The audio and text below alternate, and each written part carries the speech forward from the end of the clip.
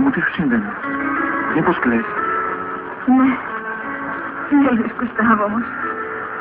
Μέσα αυτή τη φορά είναι από ευτυχία. Μωρό μου. Είμαι τόσο ευτυχισμένη μαζί σου.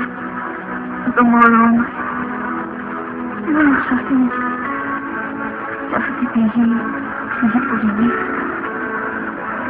Τι άλλο μπορώ να ζητήσω τώρα? Σπεράντζα μου, μεγάλη μου αγάπη. Θέλω ο γιος μας να έχει το μεταλλιό που σου έδωσε. Και όταν το κοιτάζει, δεν ξέρει ότι η υπόσχεση για πραγματικότητα κατάφερε να τελειώσει. Σ' αγαπώ.